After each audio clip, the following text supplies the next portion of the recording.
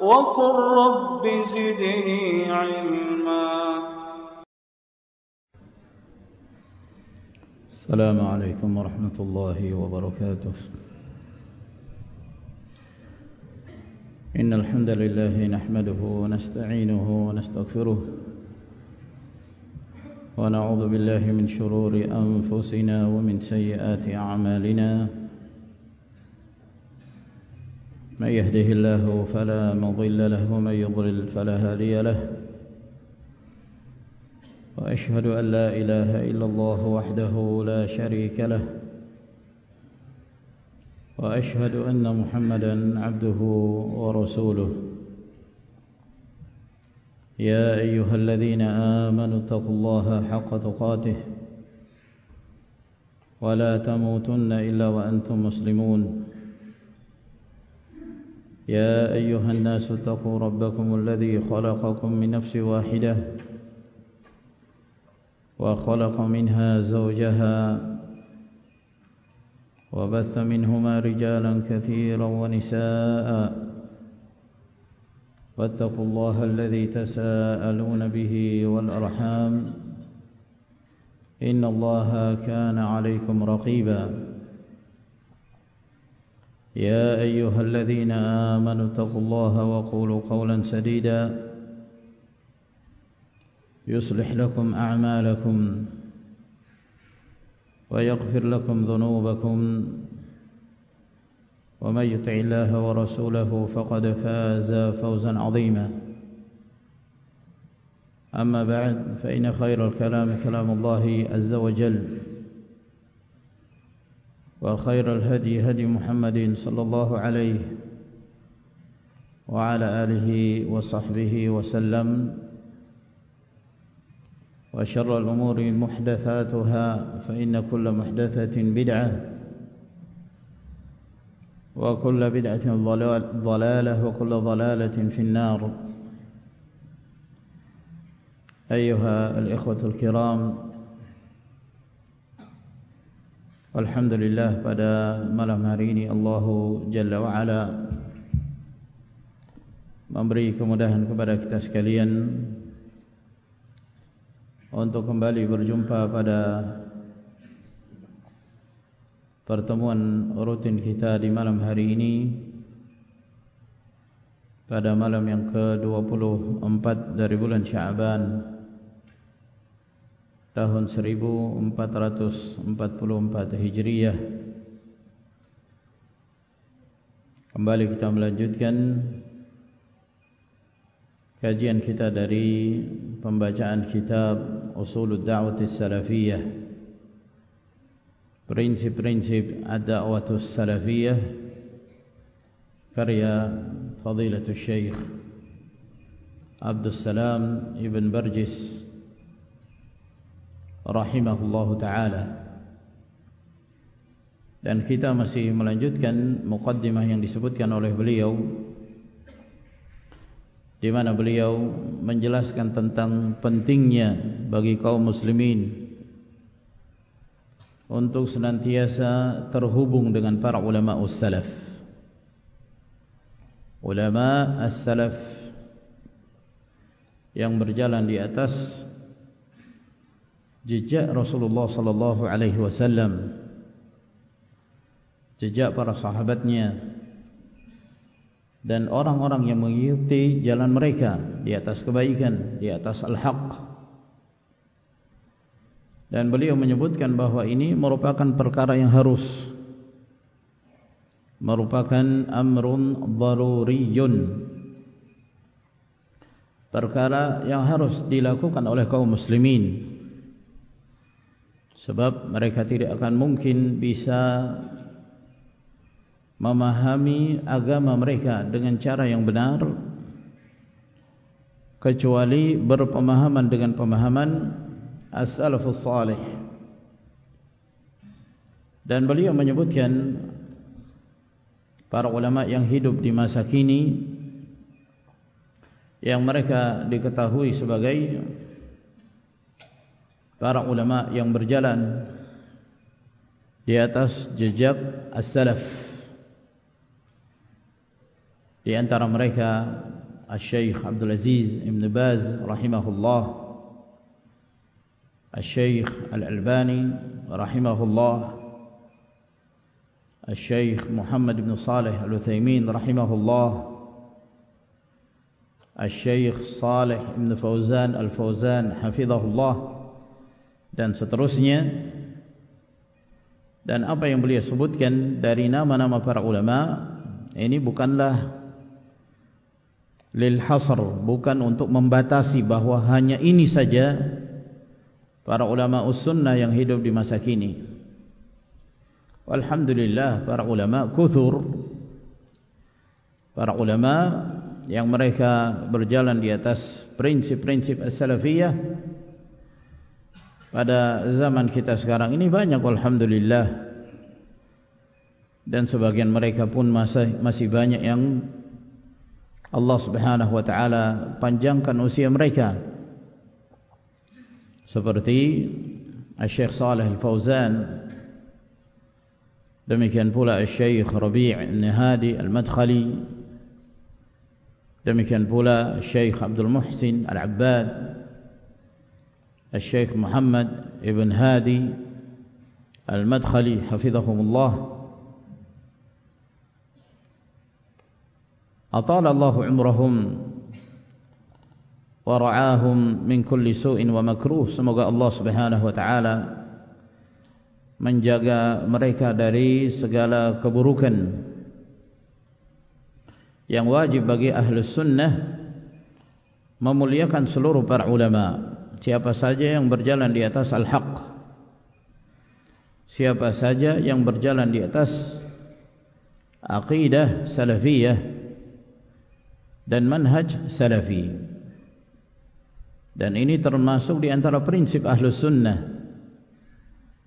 sebagaimana yang disebutkan oleh Abu Ja'far At-Tahawi rahimahullah ta'ala ketika beliau menerangkan tentang aqidah ahli sunnati wal jamaah. Dan di antara yang beliau sebutkan termasuk di antara aqidah ahli sunnah, beliau mengatakan wa ulama'us salaf minas sabiqin wa man ba'dahum minat tabi'in ahlul khairi wal athar wa ahlul fiqhi wan nazar la yudhkaruna illa bil jamil wa man dhakarahum bisu'in fahuwa ala ghairi sabil. Kata beliau, para ulama'us salaf yang terdahulu,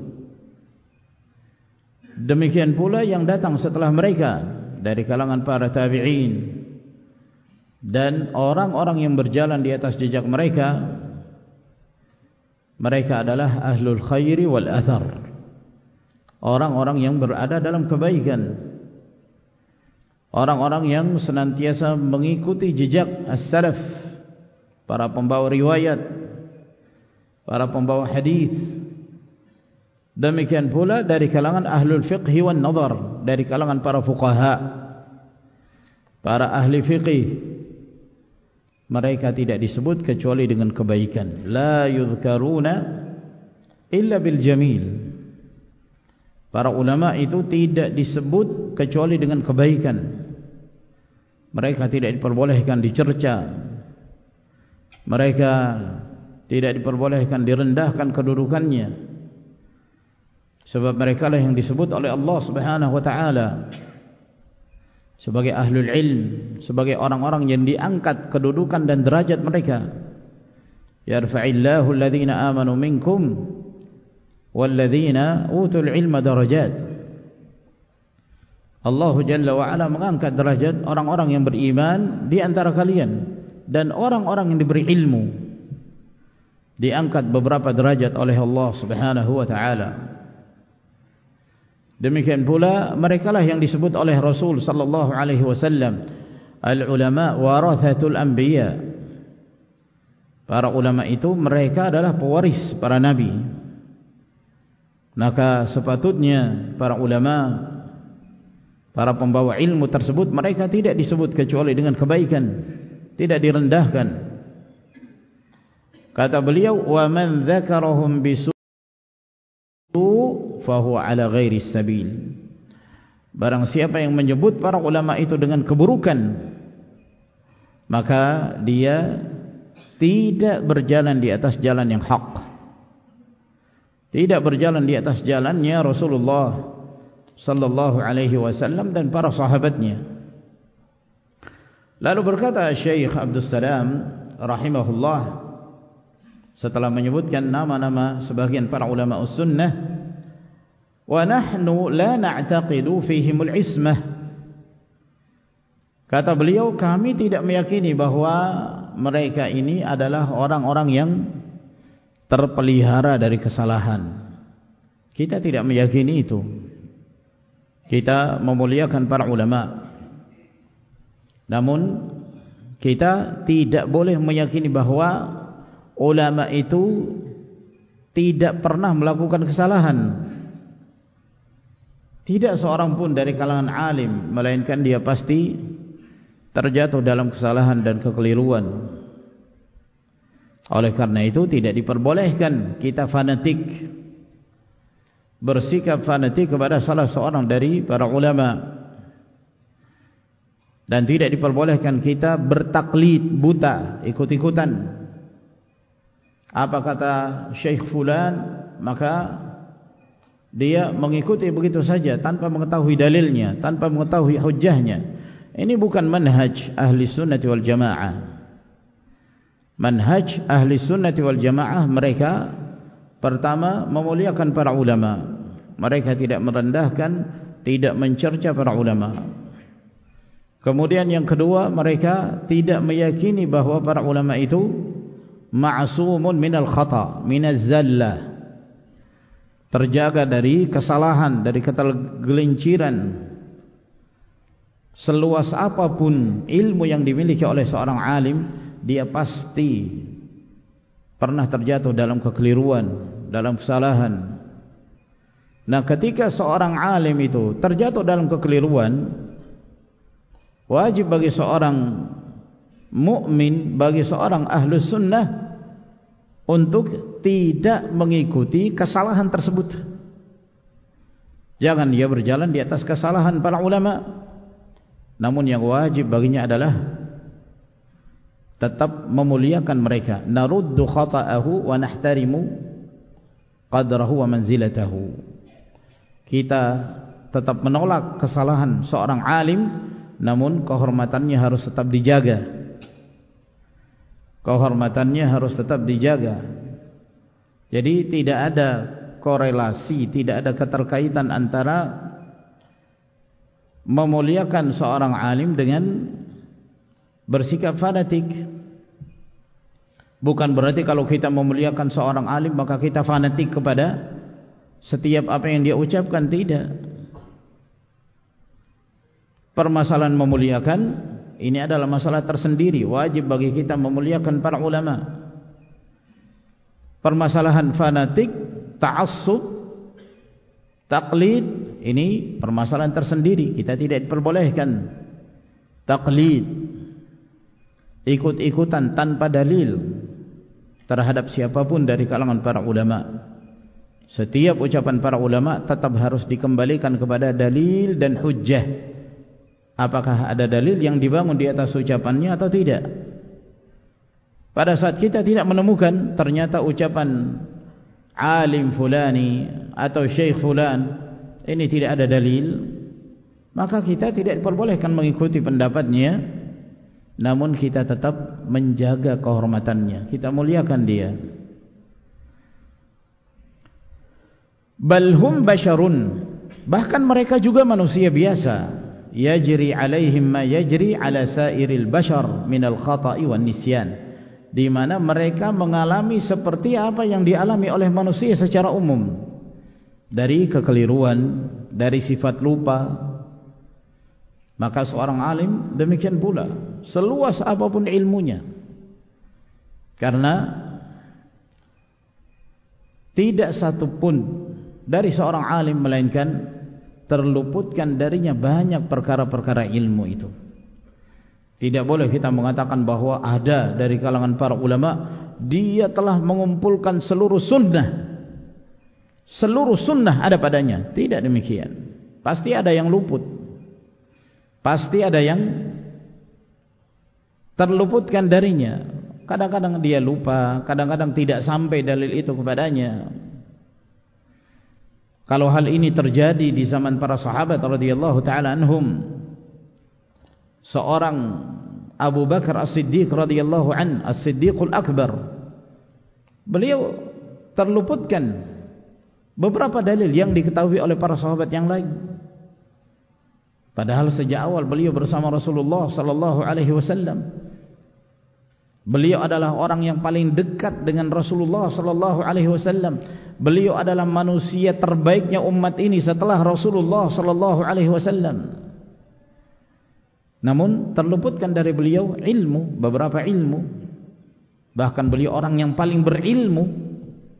Namun ada beberapa riwayat yang tidak sampai kepada beliau. Demikian pula Umar bin Al-Khattab, demikian pula Uthman bin Affan, Ali bin Abi Talib dan para sahabat. Kalau dari kalangan sahabat Nabi sallallahu alaihi wasallam ada yang terluputkan dari ilmu yang datang dari Nabi alaihi salatu wassalam, apalagi selain para sahabat Rasul ridwanullahi alaihim ajma'in. Maka mereka pun bersalah. Itulah sifat para ulama. Hanya saja mereka memiliki kelebihan, mereka memiliki keutamaan, disebabkan karena mereka telah mengorbankan, telah berjuang untuk memelihara sunnah Nabi sallallahu alaihi wasallam ini, memelihara agama ini dari upaya-upaya manusia yang hendak menyusupkan apa yang bukan berasal dari din, hendak disusupkan ke dalam agama Allah. Bangkitlah para ulama. Apakah mereka dari kalangan ahlul athar, para pembawa riwayat, para perawi hadis, demikian pula para muhaddithun, para ahlul hadis, demikian pula para fuqaha, mereka yang diberi kelebihan oleh Allah Subhanahu wa taala untuk memahami kandungan-kandungan yang terdapat di dalam kitabullah dan sunnah Rasul sallallahu alaihi wasallam. Lalu kata beliau, wa nahnu na'tani bil ilm, dan kita ahlu sunnah perhatian kepada ilmu, sangat memperhatikan ilmu. Bahkan ini ibaratnya dalam peperangan, ini adalah senjata orang-orang yang berperang. Maka demikian pula seorang dalam berdakwah, tidak mungkin seseorang bisa menyampaikan dakwah yang hak, menyampaikan kebenaran kepada umat kalau dia tidak memiliki ilmu. Ilmu adalah modal utama di dalam ad-da'watus salafiyah ini. Wa nashghalu anfusana bi talabihi, dan kita menyibukkan diri-diri kita untuk menuntut ilmu min haula'il ulama, mengambil ilmu dari para ulama ini, wa ghairihim mimman kana ala syakilatihim, dan kepada selain mereka dari orang-orang yang seperti mereka yang berjalan di atas al-manhajus salafi, prinsip ad-da'watus salafiyah, kitabullah, sunnah Rasul sallallahu alaihi wasallam, dengan pemahaman para sahabat ridwanullahi alaihim ajma'in, berjalan di atas jalan mereka. Siapa yang berjalan di atas prinsip ini, maka dialah ahlul haq. Maka demikian pula para ulama, siapa saja mereka, dari negara manapun mereka berasal, apabila mereka menjalankan prinsip ini, kitabullah, sunnah Nabi sallallahu alaihi wasallam, ala fahmi salaf, di atas pemahaman salaf, maka kita muliakan mereka. Mereka adalah ahlul haq. Tidak terkhusus ulama itu hanya ada di Arab Saudi. Apa yang beliau sebutkan ini, meskipun seluruhnya dari para ulama yang tinggal di Arab Saudi, karena itulah yang beliau ketahui, namun itu tidak menunjukkan pengkhususan para ulama us-sunnah. Demikian pula di Mesir, di sana ada ulama us-sunnah. Demikian pula di Aljazair dan di negeri-negeri yang lainnya. Maka yang wajib bagi seorang ahlus sunnah adalah menyibukkan diri untuk menuntut ilmu. Wa naqra'u bihamdillah kutub al-hadis. Lalu kemudian beliau mulai menyebutkan bagaimana para ulama us-sunnah, demikian pula orang-orang yang berjalan di atas sunnah, mereka menyibukkan diri dengan talabul ilm, menuntut ilmu. Kata beliau, kami walhamdulillah membaca kutub al-hadis, kitab-kitab hadis, kal ummahatis sitti, seperti kutubus sittah. Istilah kutubus sittah untuk 6 kitab hadis yang masyhur. Al-Bukhari, Sahihul Bukhari, Sahih Muslim, kemudian Jami' Tirmidzi, Sunan Abi Dawud, Sunan An-Nasa'i, dan Ibnu Majah. 6 kitab ini dikenal dengan sebutan Al-Kutubus Sittah. Kutubus Sittah. Sebagian menambah lagi Al-Kutubut Tis'ah.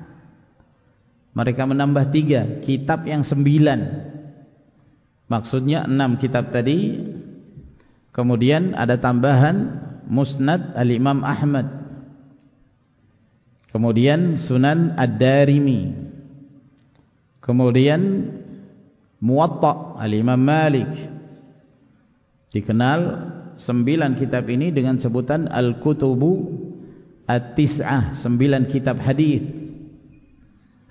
Dan kitab-kitab hadis masih banyak yang lainnya, tidak terbatas pada 9 kitab ini. Ada macam-macam musnad, Musnad Abi Ya'la. Demikian pula ada kitab Mu'jam, Al-Mu'jam At-Tabarani, ada Al-Mu'jam Al-Kabir, Al-Mu'jam Al-Awsat, Al-Mu'jam Al-Saghir. Ada sunan yang lain, Sunan Al-Baihaqi. Beliau juga punya kitab yang lain, Al-Ma'rifat wal Athar, dan yang lainnya masih banyak dari kitab-kitab hadis yang ditulis oleh para ulama. Wa syuruhiha al-ma'rufah, dan syarah-syarah dari kitab-kitab hadis tersebut yang telah diketahui.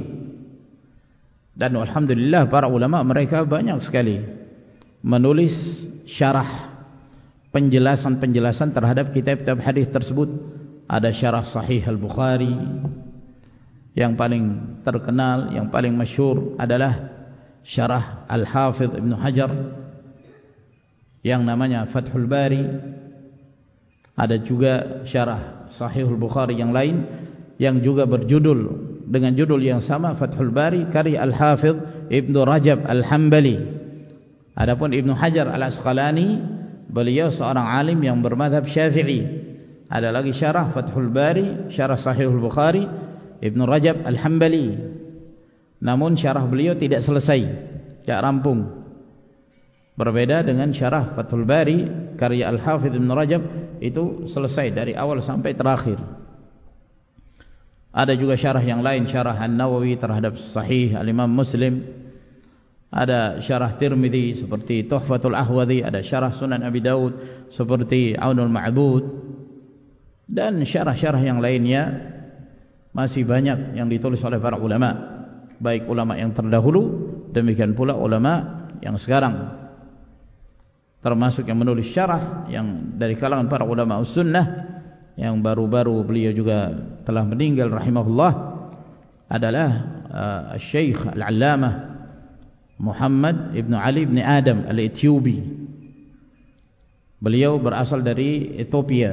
Beliau asalnya orang Afrika hitam, akan tetapi beliau bermukim di Arab Saudi sampai kemudian beliau wafat. Dan majlis beliau banyak didatangi oleh para ulama, para talabatul ilm, para penuntut ilmu Ahlus Sunnah. Beliau punya majlis di Masjidil Haram di Makkah pada saat beliau masih hidup rahimahullah. Saya pun sempat menghadiri beberapa majlis beliau ketika ada kesempatan berangkat ke sana umrah atau ke haji.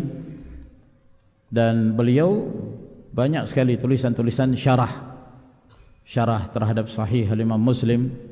Beliau menyelesaikannya. Ada syarah An-Nasa'i, Sunan An-Nasa'i, beliau juga menyelesaikannya. Alhamdulillah, syarah-syarah para ulama itu banyak sekali, termasuk Syekh Abdul Muhsin Al-Abbad. Beliau juga mensyarah kutubus sittah, termasuk di antara yang masyhur dan ditafriq oleh sebagian para penuntut ilmu, itu syarah Sunan Abi Dawud yang disyarah di Masjid Nabawi oleh Syekh Abdul Muhsin Al-Abbad hafizahullah. Wa kutubit tafsir, demikian pula kami membaca kitab-kitab tafsir Ibnu Jarir, seperti tafsir Ibnu Jarir At-Tabari, Al-Baghawi, Ma'alimut Tanzil, wa Ibnu Katsir, dan ini termasuk tafsir yang paling masyhur, tafsir Ibnu Katsir, wa Ibnu Sa'di, tafsir Asy-Syaikh Abdul Rahman As-Sa'di rahimahullah yang masyhur, Taisir Al-Karim Ar-Rahman, dan tafsir-tafsir yang lainnya yang mereka berjalan di atas kaidah-kaidah Ahlus Sunnah di dalam menafsirkan Al-Quranul Karim. Dan termasuk di antara tafsir yang menafsirkan Al-Quran dengan Al-Quranul Karim adalah kitab Adwa'ul Bayan karya Al-Allamah Muhammad Asy-Shinqiti rahimahullahu ta'ala. Wa naqra'u kutub al-aqaid as-salafiyah, kami juga membaca kitab-kitab aqidah as-salafiyah, ka kutubis sunnati umuman, seperti kitab-kitab sunnah secara umum. Kitab-kitab as-sunnah secara umum, ada kitab sunnah karya Al-Lalaka'i, syarah usul i'tiqad ahli sunnati wal jamaah, ada kitab usulus sunnah karya Imam Ahmad, ada kitab usulus sunnah karya Ibn Abi Zamanin, ada as-sunnah karya Al-Humaidi, ada as-sunnah syarh sunnah karya Al-Barbahari, dan yang lainnya dari kitab-kitab sunnah yang menerangkan tentang akidah ahli sunnati wal jamaah. Wa kitab At-Tauhid Ibnu Khuzaimah, demikian pula kitab At-Tauhid karya Ibnu Khuzaimah. Ibnu Khuzaimah salah seorang ulama sunnah, dan beliau termasuk ulama yang juga bermadzhab Syafi'i, dan beliau punya kitab hadis yang dikenal dengan Sahih Ibnu Khuzaimah.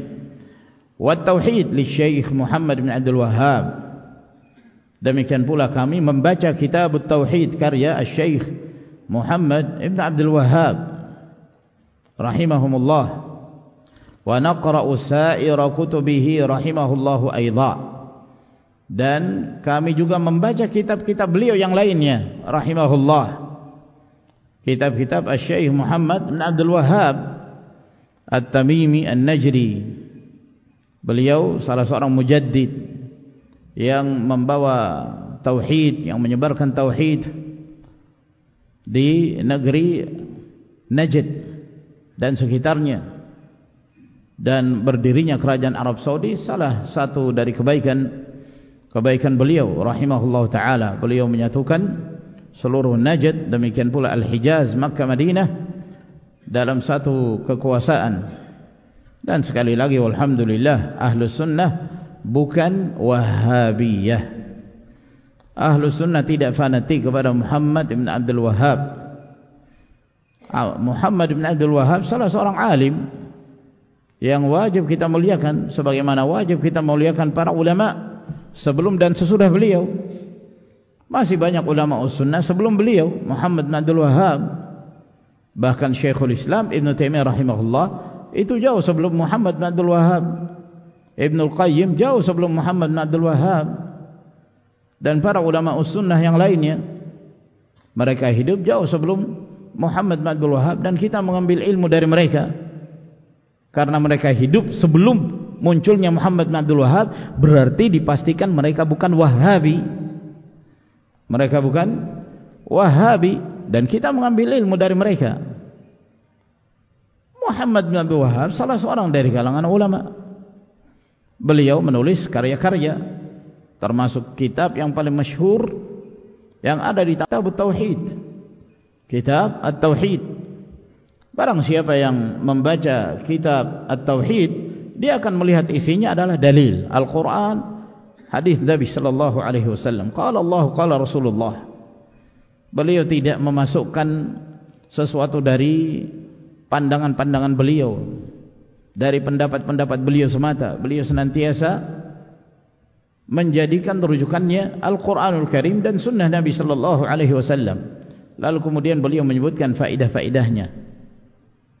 Jadi sekali lagi bahwa Ahlus Sunnah bukan Wahabi seperti yang disematkan oleh mereka yang memerangi dakwah tauhid, yang membenci dakwah tauhid, membenci dakwah sunnah. Setiap mereka membenci dakwah sunnah, selalu mereka menyematkan, oh itu Wahabi, Wahabi. Alhamdulillah kita bukan Wahabi, kita adalah Muhammadi, pengikutnya Muhammad bin Abdullah bin Abdul Muttalib sallallahu alaihi wa ala alihi wasallam. Ya. Kita adalah yang berjalan di atas manhaj salafi, as-salafiyah. As-salafiyah itu nama lain dari Ahlus Sunnati wal Jamaah. Walhamdulillah. Wa naqra'u aidan sa'ira kutubi Syekhul Islam Ibn Taimiyah wa Ibn Al-Qayyim. Sebagaimana kita juga membaca seluruh dari kitab-kitab Syekhul Islam Ibn Taimiyah, demikian pula Ibn Al-Qayyim, dan keduanya termasuk di antara ulama us-sunnah yang pada masanya mereka semangat berjuang dalam menebarkan sunnah Rasul sallallahu alaihi wasallam, walaupun mereka diuji dengan berbagai macam ujian, termasuk Ibn Taimiyah rahimahullah yang dipenjara, yang dimusuhi oleh musuh-musuh tauhid, musuh-musuh sunnah, yang menyebabkan beliau dipenjara dan kemudian beliau wafat di penjara rahimahullah ta'ala. Akan tetapi karya-karya beliau alhamdulillah menyebar di tengah-tengah kaum muslimin. Sebagian memfitnah beliau, menuduh dengan tuduhan-tuduhan palsu. Ada yang menuduh bahwa Ibn Taimiyah itu seorang yang berpaham musyabbihah, menyerupakan Allah dengan makhluknya. Musyabbihah, menyerupakan Allah dengan makhluknya. Ini adalah kedustaan. Siapa yang membaca kitab-kitab beliau, dia akan mengetahui bahwa Ibn Taimiyah, demikian pula Ibn Al-Qayyim, jauh dari keyakinan al-musyabbihah yang menyerupakan Allah dengan makhluknya. Bahkan beliau membantah mereka. Bahkan beliau menukil perkataan para ulama tentang kafirnya orang-orang yang berkeyakinan musyabbihah. Mereka menukil perkataan Nu'aim bin Hammad al-Khuzai rahimahullah dalam kitab-kitab beliau, bahwa Nu'aim bin Hammad mengatakan man syabbahallaha bi khalqihi faqad kafar. Barang siapa yang menyerupakan Allah dengan makhluknya, maka sungguh dia telah kafir. Ya. Siapa yang membaca kitab Ibn Taimiyah, yang paling ringan kitab Al-Aqidatul Wasitiyah, di awal, di muqaddimah dari kitab tersebut, dengan tegas beliau menerangkan akidah Ahlus Sunnah wal Jamaah, bahwa kita menetapkan seluruh apa yang ditetapkan oleh Allah tentang dirinya, dan seluruh apa yang ditetapkan oleh Rasulullah sallallahu alaihi wasallam tentang nama-nama Allah dan sifat-sifatnya, min ghairi tamthil, tanpa menyerupakan Allah dengan makhluknya, wala ta'til, tidak mengingkari nama-nama Allah dan sifatnya, wala takyif, tidak membagaimanakan nama-nama Allah dan sifat-sifat Allah subhanahu wa ta'ala, wala tahrif, tidak merubah dari makna yang sebenarnya. Ini keyakinan Ibn Taimiyah rahimahullah. Maka kedustaan yang disebarkan oleh sebagian dari mereka yang memusuhi sunnah Nabi sallallahu alaihi wasallam dengan cara dusta dan fitnah terhadap Ibn Taimiyah. Lalu kata beliau, wa nu'na bi kutubi a'immatid da'wah min asy-Syaikh Muhammad bin Abdul Wahhab ila yaumina hadza, dan kita pun memperhatikan kitab para imam-imam dakwah. Yang dimaksud imam-imam dakwah yang diistilahkan oleh para ulama, yaitu mereka dari kalangan imam-imam ad-da'wah di Najd dan sekitarnya. Mereka dari kalangan para ulama yang dikenal pada masanya menyebarkan tauhid kepada umat ini dan menerangkan tentang sunnah dan aqidah ahli sunnati wal jamaah.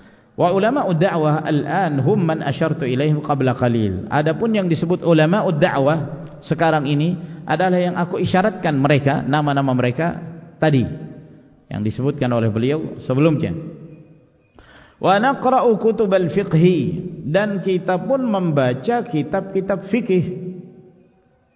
Kitab-kitab fikih kita membacanya. Fa nahutsu ala hifdhiz zadi, dan kami menganjurkan untuk menghafal kitab Az-Zad. Yang dimaksud Az-Zad yaitu kitab Zadul Mustaqni', Mukhtasar Al-Muqni'. Ini kitab fikih yang ditulis berdasarkan madhab Hambali, karena beliau tinggal di Arab Saudi, dan mayoritas Arab Saudi mereka menganut madhab Hambali. Oleh karena itu kitab-kitab fikih yang diajarkan di sana adalah kitab-kitab yang bermadhab Hambali. Dan tidak mengapa seorang mempelajari kitab madhab, seperti di negeri kita mayoritasnya bermadhab Syafi'i, maka tidak mengapa kita mengajarkan kitab-kitab fikih yang bermadhab Syafi'i, seperti misalnya kitab Safinatun Najah, atau kitab Al-Yaqut An-Nafis, atau kitab Matan Abi Syuja' dengan syarahnya Kifayatul Akhyar dan yang lainnya.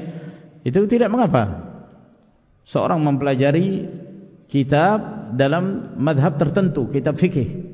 Yang tidak diperbolehkan adalah fanatik.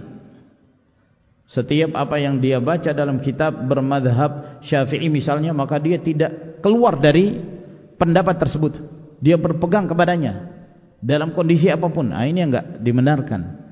Orang mempelajari kitab fikih itu hanya untuk memudahkan dalam madhab apapun, bukan untuk berpegang dan bersikap kaku. Apa saja yang disebutkan dalam kitab fikih itu maka itulah yang diambil. Tidak demikian. Jadi mempelajari kitab fikih madhab itu hanya memudahkan kita untuk mengetahui permasalahan-permasalahan fikih. Setelah Allah Subhanahu wa taala memberi kemudahan kepada seorang untuk memperluas pengetahuannya, ilmunya, maka dia membahas berdasarkan dalil. Dia membahas berdasarkan dalil. Apa yang dia lihat lebih kuat berdasarkan dalil dan hujjah, maka itulah yang menjadi pendapatnya. Apakah itu berdasarkan madhab Syafi'i atau madhab yang lainnya. Ala syarti ay ya'rif ad-dalil wa yattabi', dengan syarat kata beliau dia mengetahui dalil dan mengikuti dalil. Nah, ini yang beliau sebutkan bahwa tidak mengapa seorang menghafal matan dalam madhab tertentu, misalnya dalam madhab Hambali kitab Zadul Mustaqni', tapi dengan syarat dia harus mengetahui dalil, lalu kemudian yang dia ikuti adalah dalil, bukan perkataan madhab.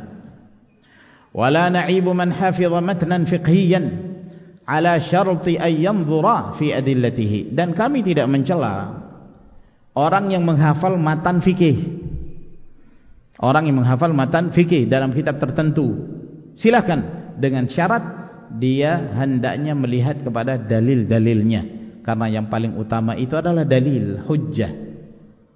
Dalam madhab manapun pada akhirnya seseorang harus mengikuti dalil. Apabila dibangun di atas dalil dari kitab Allah, dari sunnah, maka itulah yang dia ikuti. Wa nahnu nubghidu at-ta'assuba wa nambudhuhu nabdhan kamilan, dan kami membenci, ada sebagian dari kaum muslimin mereka lemah untuk mengetahui dalil. Jadi ini kondisi orang demikian ini darurat. Dia boleh bertanya kepada orang dipercaya, apakah kepada ustaz, kepada syekh, kepada seorang alim, lalu kemudian dia mengikuti perkataan yang dia bertanya kepadanya dalam kondisi darurat. Dalam kondisi darurat, kapan dia telah mengetahui dalilnya, maka dia wajib mengikuti dalil dan meninggalkan pendapat yang menyelisihi dalil tersebut. Lalu kata beliau, wa na'tani bin nahwi was sarfi, dan kami juga perhatian terhadap ilmu nahwu dan ilmu saraf. Ilmu nahwu dan ilmu saraf.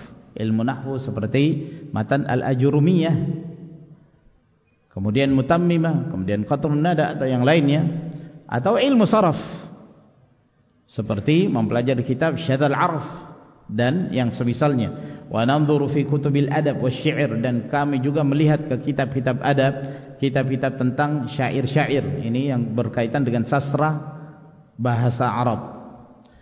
Intinya bahwa Ahlus Sunnah adalah orang yang sibuk dengan belajar, ya, mempelajari apa yang berkaitan dengan agamanya. Jangan dia fokus kepada satu perkara meninggalkan yang lain. Sibuk mempelajari bahasa Arab lalu tidak belajar akidah, ini salah. Dia harus membagi-bagi.